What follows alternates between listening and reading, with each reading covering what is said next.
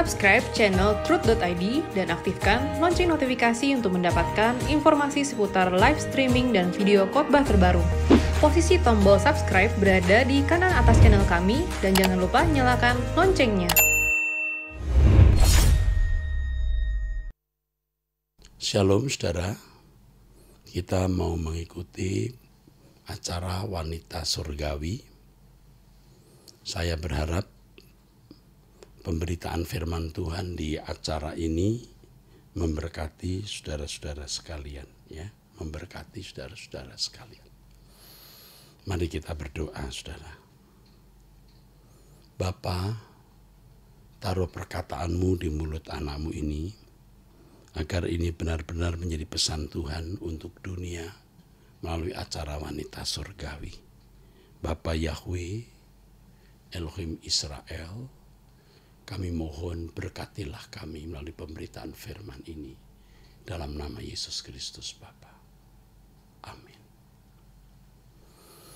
Saudaraku sekalian, sudah saatnya kita menjadi dewasa. Ya, dewasa rohani. Salah satu ciri dari kedewasaan rohani seseorang adalah menjadikan Tuhan sebagai satu-satunya kebahagiaan. Menjadikan Tuhan satu-satunya kesenangan hidup.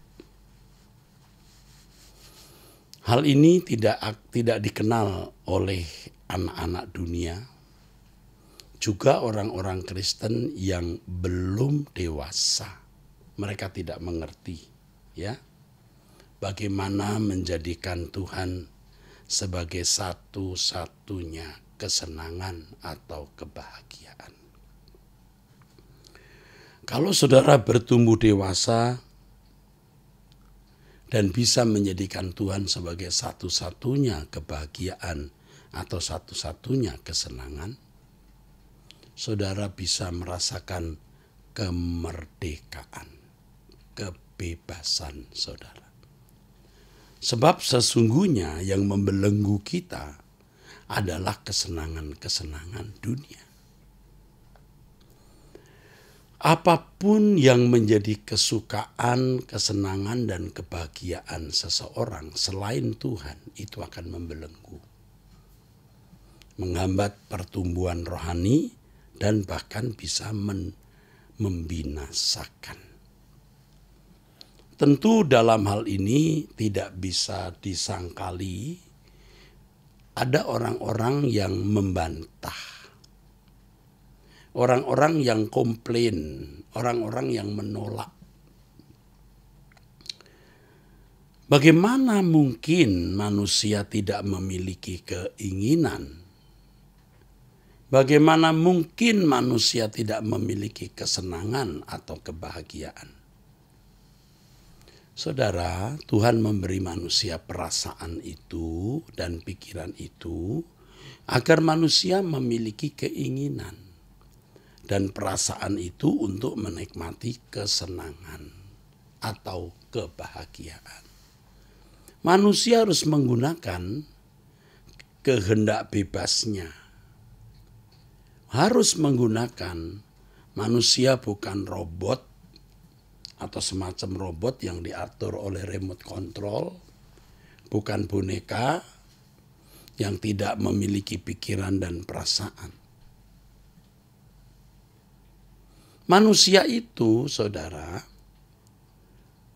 berkepribadian, artinya memiliki pikiran dan perasaan. Harus memiliki keinginan. Tuhan menghendaki manusia memiliki keinginan.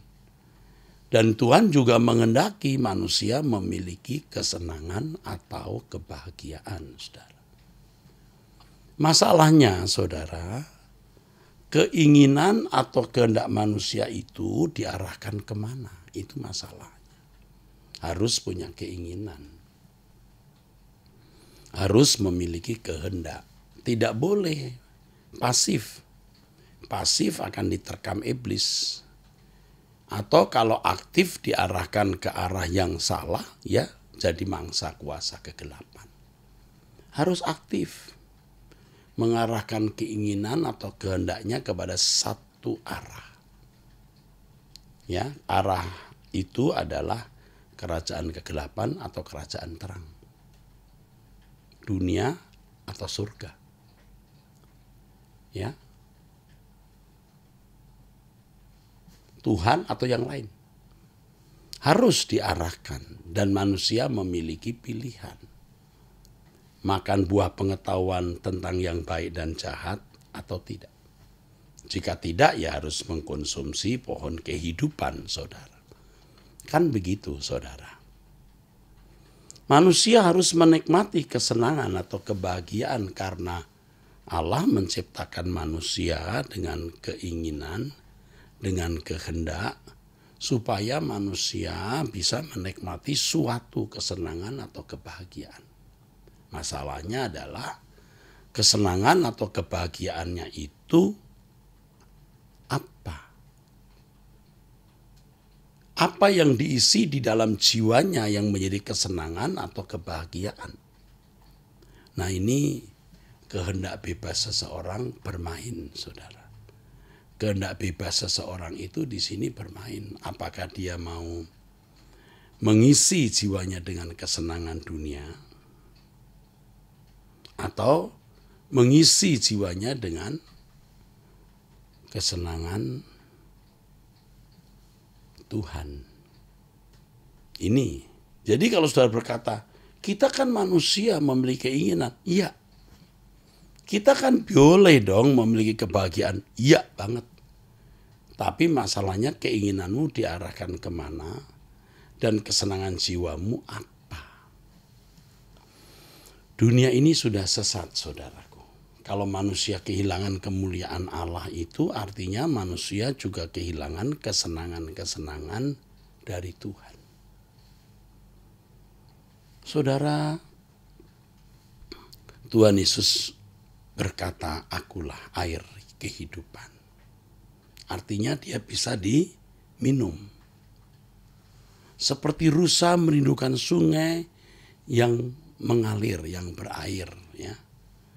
Mazmur pasal 42. Itu berarti jiwa manusia itu membutuhkan sesuatu yang mengisi, yang mengisi. Ya. Tentu yang ini ya, tidak terkait dengan fisik, ya, kehausan fisik, tetapi kehausan jiwa. Jiwaku haus kepada Allah yang hidup. Nah, demikian Mazmur 42 ayat yang ke-1 dan 2. Saudara, kalau saudara mau diberkati Tuhan, hidup di dalam kelimpahan Tuhan, inilah jalannya. Ya, saya juga terus sedang asyik mengembangkan kehidupan rohani ini, ya. Setelah hari tua saya, ya, melewati berbagai pergumulan, persoalan-persoalan hidup. Akhirnya hanya ini. Tuhan menjadi kebahagiaan. Tuhan menjadi kesenangan kita.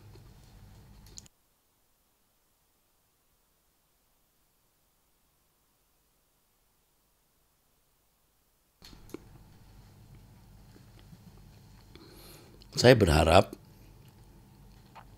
apa yang saya sampaikan ini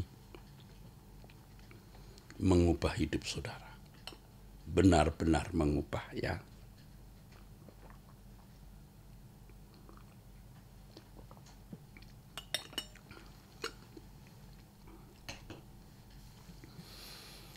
Tuhan menjadi kebahagiaan dan kesenangan. Apakah itu bisa, Pak? Sangat bisa. Tetapi memang menuntut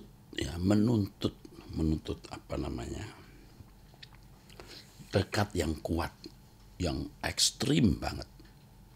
Kalau tidak ekstrim sekali, tidak bisa.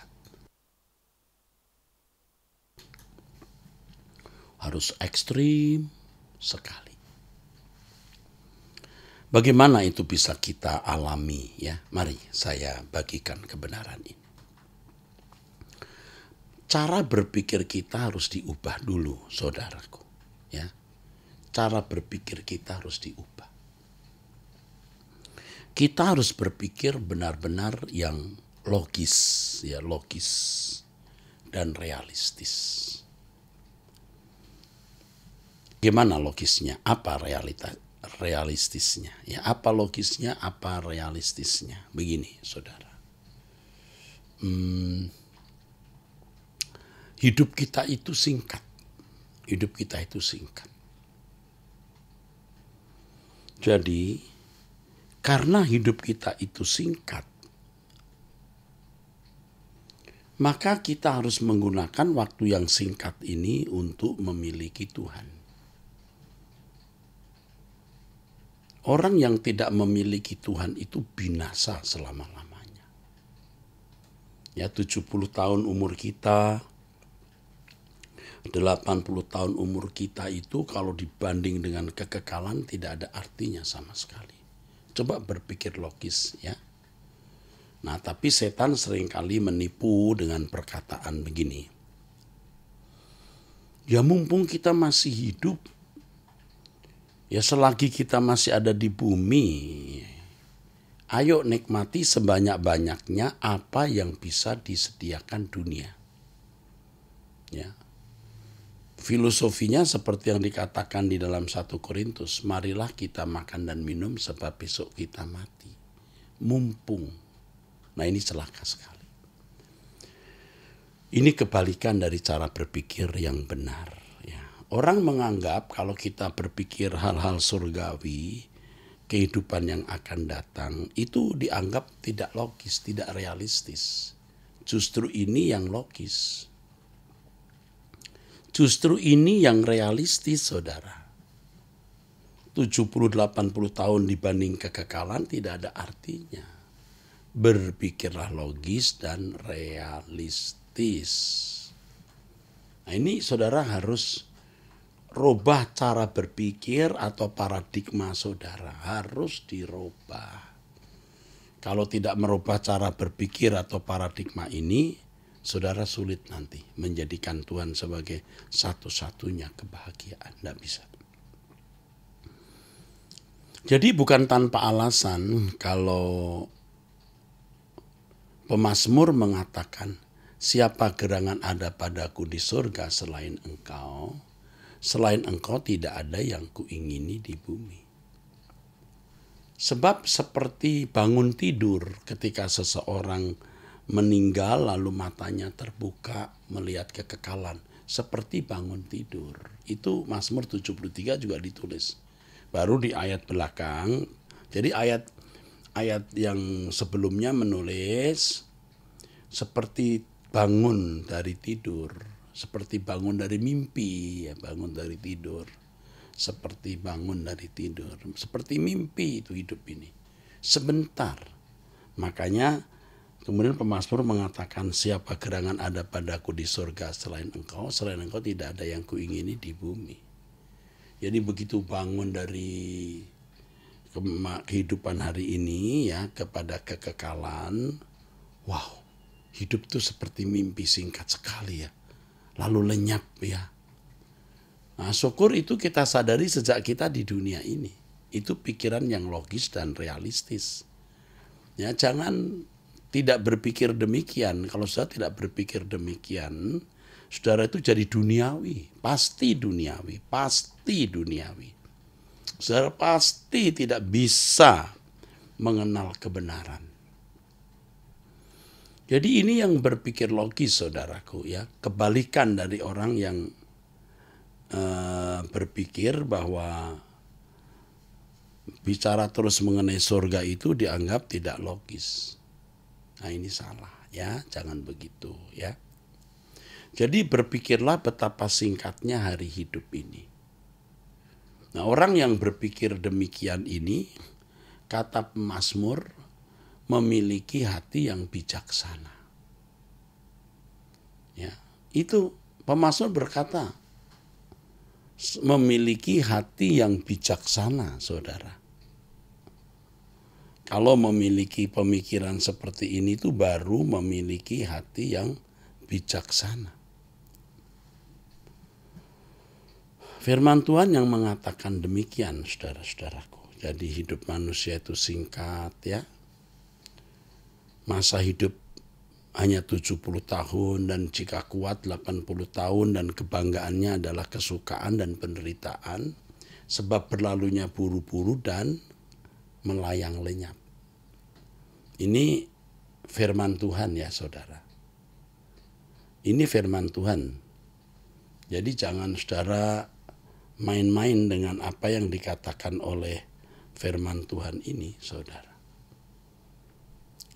Dalam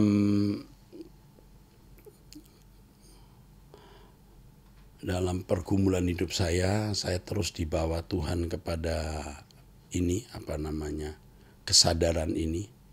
Dan saya banyak berubah karena kesadaran ini. Saya bersyukur saudara, saya diproses Tuhan dengan banyak kesulitan, banyak kekecewaan, banyak penderitaan. Tetapi hal ini membuat saya berubah. Cara berpikir saya berubah.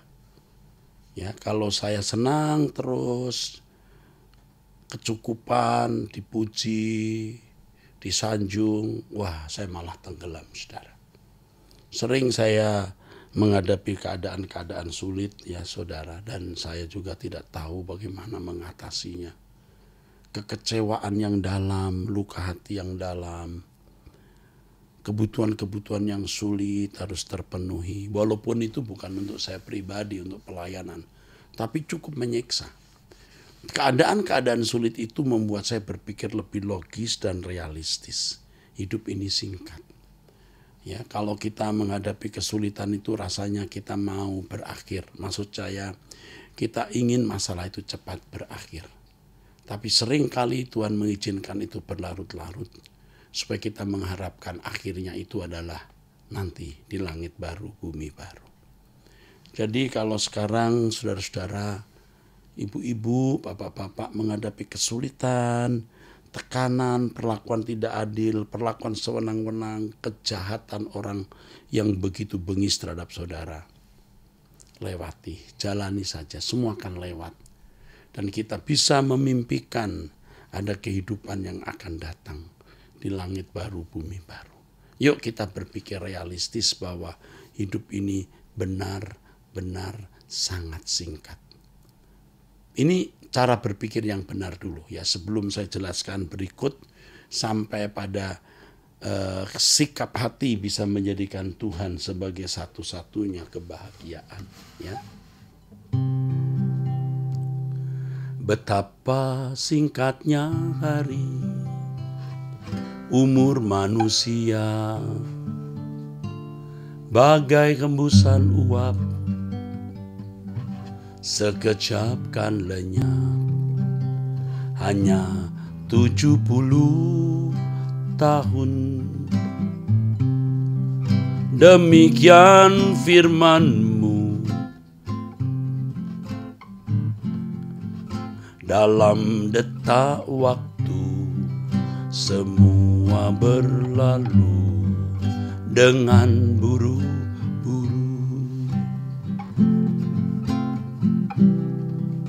Betapa singkatnya hari,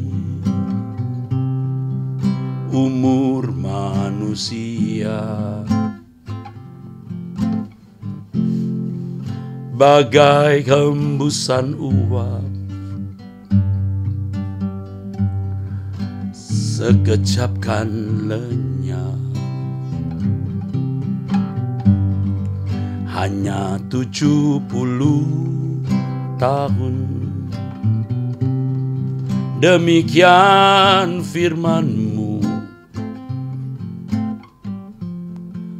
dalam detak waktu semua berlalu dengan buru-buru.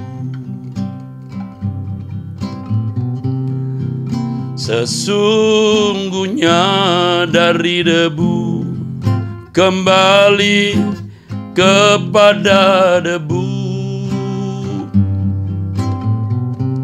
Setiap insan berpulang masuk keabadian. Tiada seorang pun tahu saat akhir kehidupan. Tuhan, ajarku menghitung sisa masa hidupku.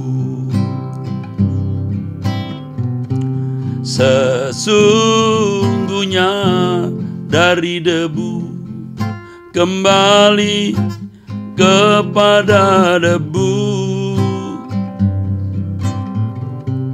Setiap insan berpulang masuk keabadian. Tiada seorang pun tahu saat akhir kehidupan. Tuhan, ajarku menghitung sisa masa hidupku. Tuhan, ajarku menghitung sisa masa hidupku.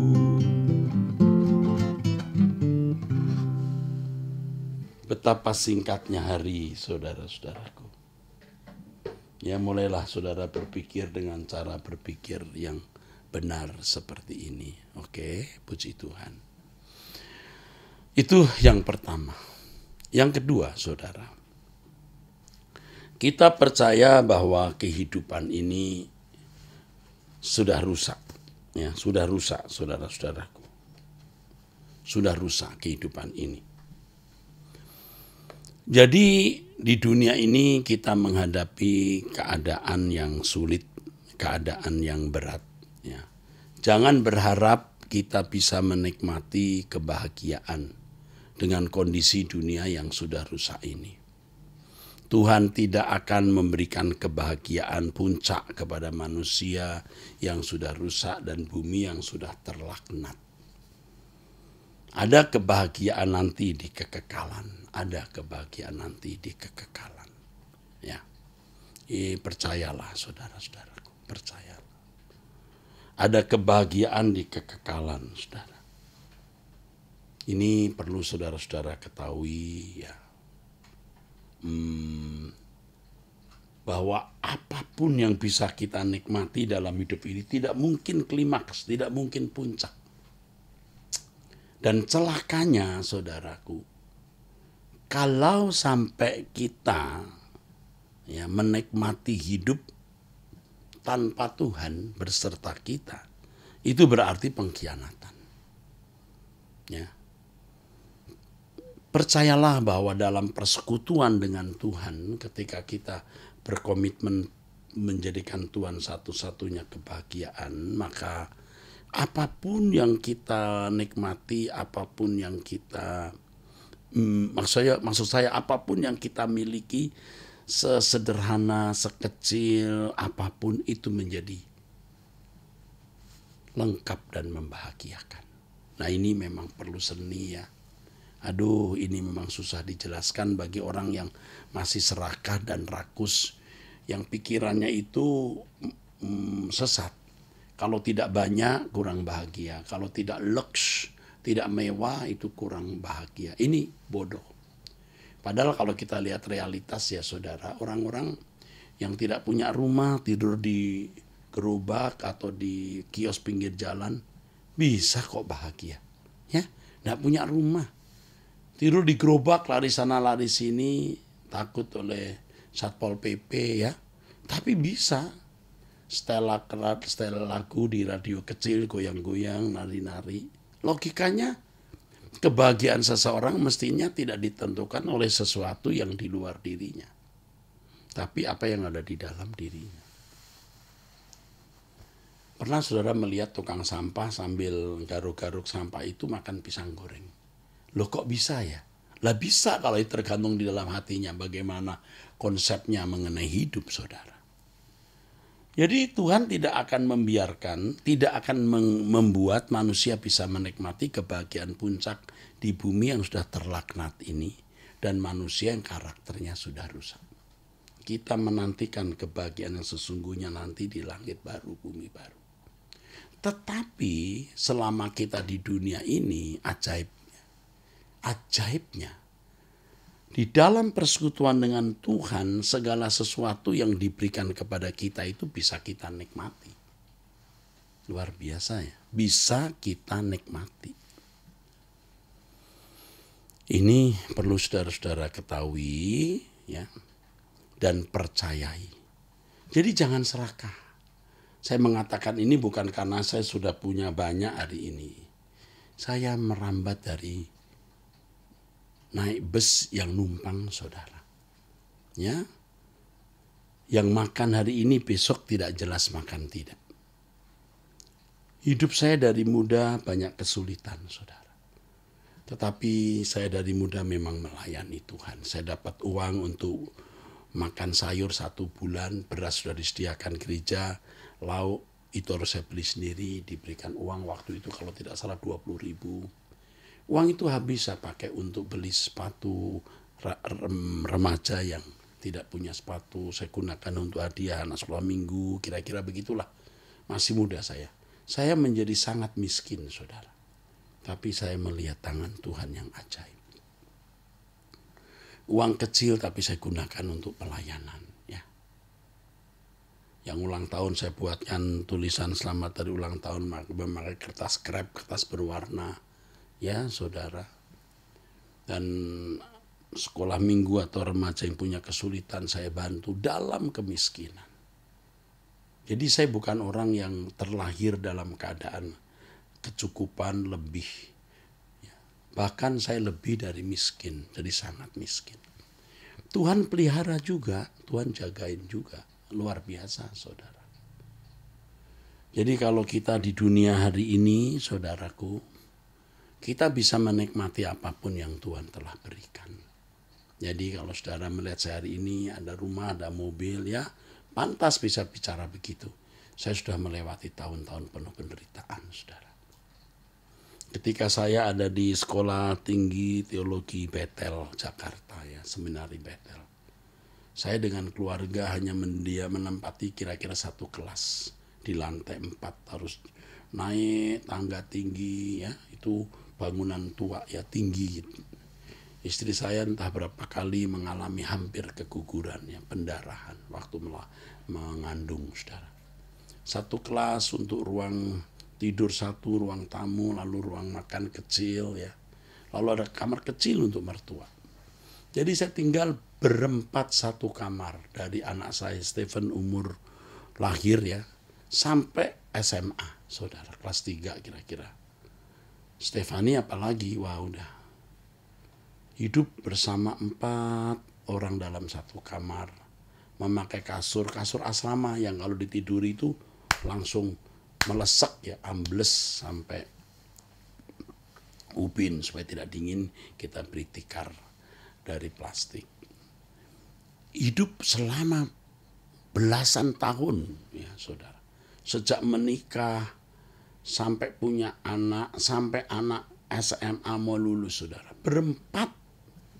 Jadi bukan hanya kali ini saya bisa bicara begini, saya sudah melewati penderitaan yang panjang saudara.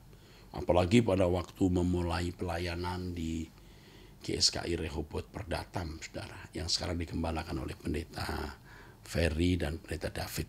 Coba saudara, makan enggak makan saudara, saya punya uang 10.000, saya bagi 2 dengan wakil saya waktu itu Julius More namanya. Bro, ini untuk makan ya, nanti kalau saya dapat berkat lagi saya bagi. Dalam kesulitan, banyak kesulitan, tapi indah loh kalau kita memikirkan waktu itu kok bisa dilewati ya hari ya, kok indah ya. Sekarang kita punya banyak uang, ada mobil, rumah ada, ya kok nggak beda-beda juga gitu. Walaupun secara fisik ya mungkin beda ya, tapi secara batin gak beda-beda ya saudaraku. Ya saudaraku.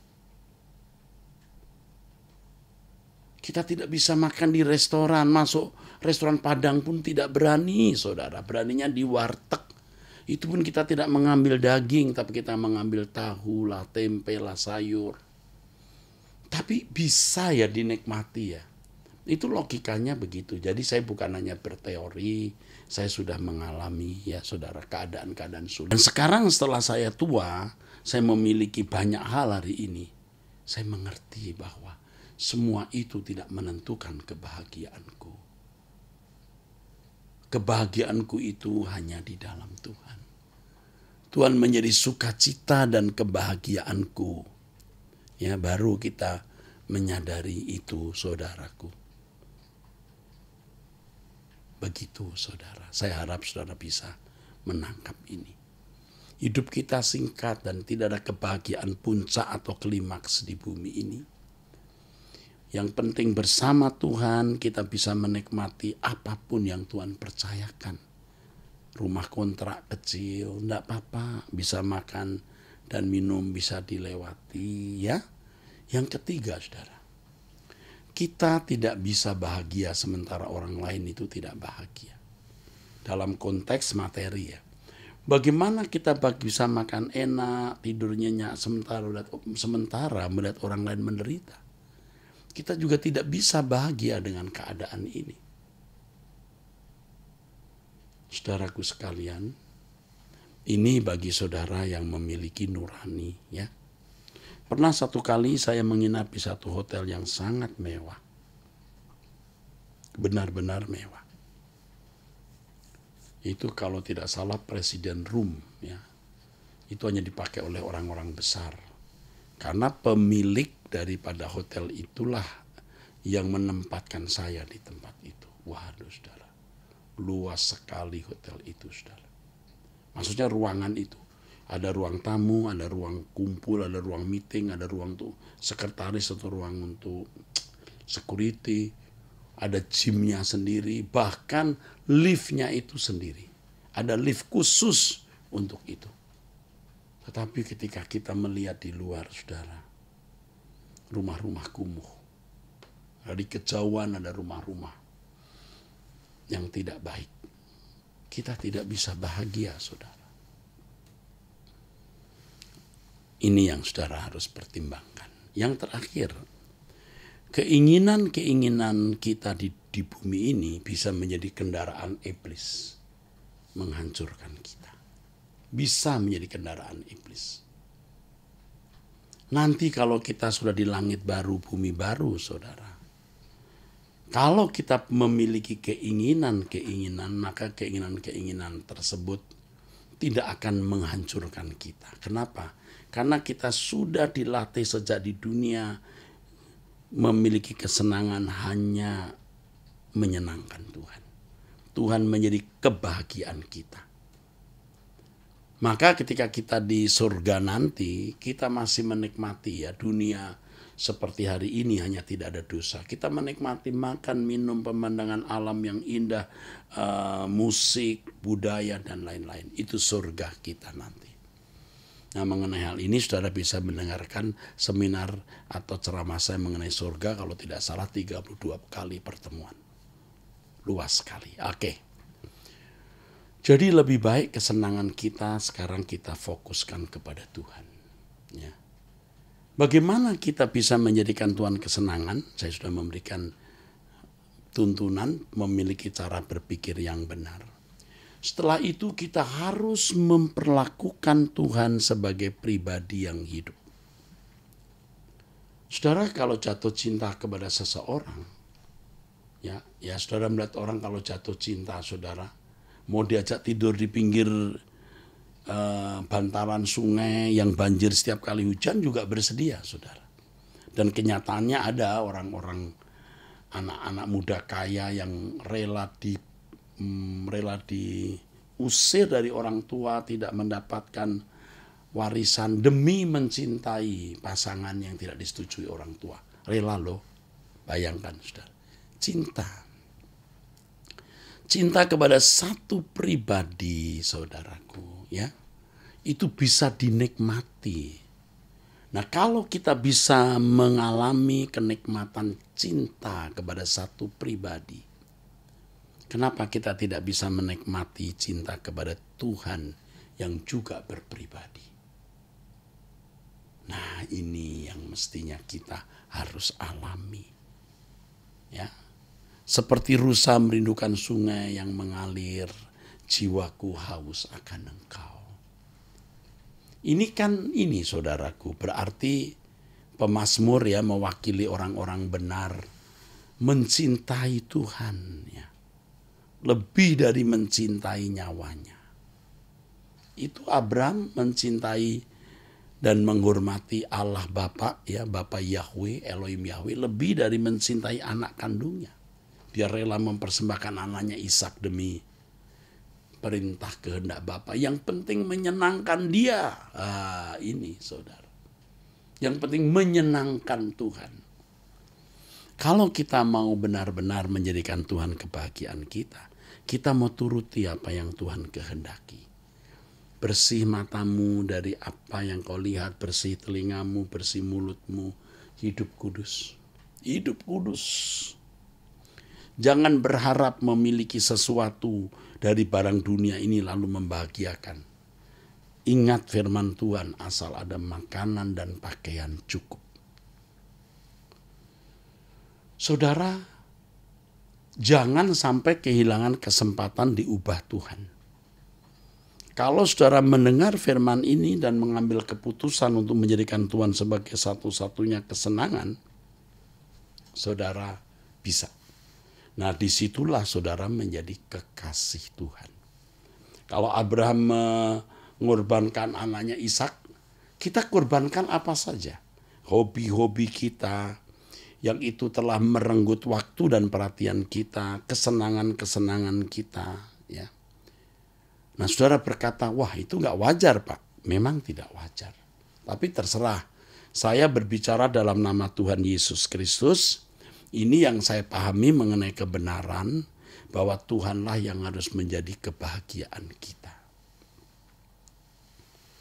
Kita ini hidup sedang dalam medan peperangan, saudara. Iblis terus menarik-narik kita dengan memberikan rangsang dosa dan berbagai kesenangan. Ya.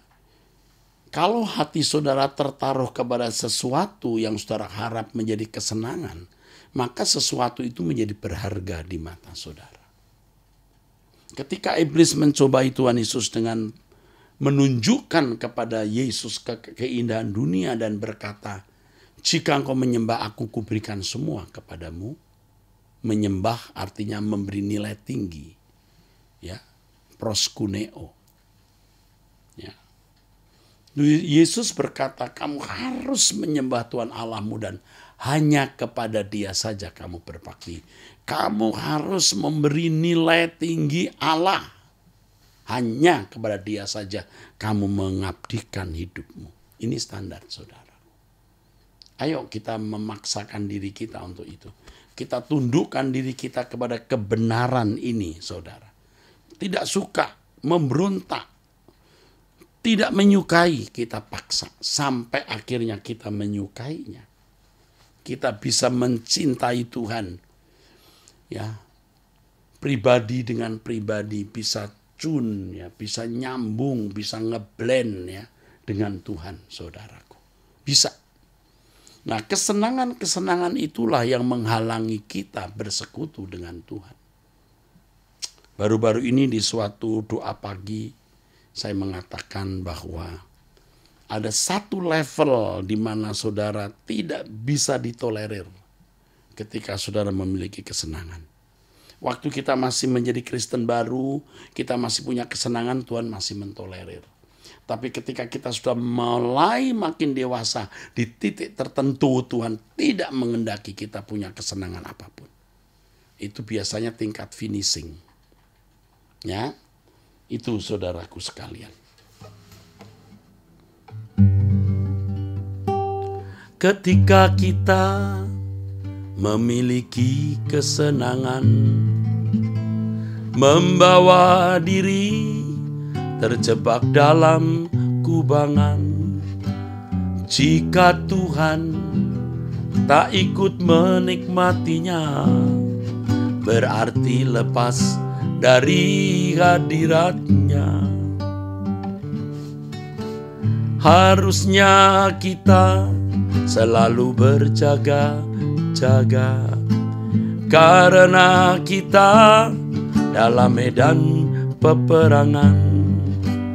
Kuasa dunia menawarkan keindahan, berhala yang membinasakan. Ku harus sungguh-sungguh rela lepaskan semua milikku demi cinta hormatku kepadamu Bapa. Hanya Engkau kebutuhanku dan kesukaanku, harta abadi di kerajaan-Mu. Ku harus sungguh-sungguh rela lepaskan semua milikku demi cinta hormatku kepadamu Bapa. Hanya Engkau kebutuhanku dan kesukaanku, harta abadi di kerajaan-Mu. Saya tahu khotbah seperti ini tidak populer, saudara. Ya mungkin juga tidak disenangi, tidak digemari. Ya, kok ekstrim banget sih? Kok nggak wajar banget? Nggak apa-apa. Memang begitu standarnya. Saya ini bicara bukan hanya kepada saudara, juga kepada diri saya sendiri. Iya, saya paksa juga diri saya untuk melakukan apa yang saya khotbahkan. Apalagi saya di tengah-tengah banyak orang yang ya terus menuntut saya untuk membuktikan apakah perkataan saya sama dengan perbuatan saya. Oh iya, ya tentu jangan bandingkan perbuatan saya 20 tahun yang lalu dengan khotbah saya hari ini. Nah, khotbah saya hari ini kan sudah beda dengan saya 15-10 tahun yang lalu, saudara-saudaraku. Ya, jangan bandingkan begitu ya. Seperti orang berkata, ayo kita belajar rajin, jangan main-main. Waktu dia bicara itu umur 25 tahun. Nggak bisa lalu saudara berkata, coba kamu aja masih main kelereng. Main kelereng kan 20 tahun yang lalu, sekarang kan tidak. Itu 15 tahun yang lalu masih main kelereng, sekarang kan tidak. Ayo kita hidup suci, hidup kudus, tak bercacat, tak bercela. Ya, ayo. Sudah saatnya kita mesti berubah total ya. Saya paksa diri saya sendiri juga, ayo kita bersiap-siap, berkemas-kemas untuk masuk surga. Ya, hidup kita tinggal sepotong ya. Kita tidak tahu kapan berakhir, maka kita gunakan setiap kesempatan untuk bertumbuh sampai kita bisa menjadikan Tuhan satu-satunya milik kita. Saat ku pulang menghadap Bapa, hanya Engkau yang ku miliki. Demikian pesan Tuhan untuk saudara-saudara, dan saya menghimbau saudara-saudara untuk belajar tiap hari bangun pagi ya. Waktu Indonesia Barat jam 4:30 boleh bangun, 4:30 boleh bangun. Jam 5 tepat kita berdoa lewat Truth ID ya. Juga yang di daerah lain. Ayo, doa pagi jam 5 sampai jam 6 waktu Indonesia Barat itu akan mengubah hidup ya. Oke. Kiranya Tuhan memberkati saudara-saudara sekalian ya. Berkat dari Allah Bapa di surga dan dari Tuhan Yesus dalam persekutuan Roh Kudus menyertai saudara sekalian. Amin. Sampai jumpa di Wanita Surgawi episode yang akan datang. Tuhan memberkati.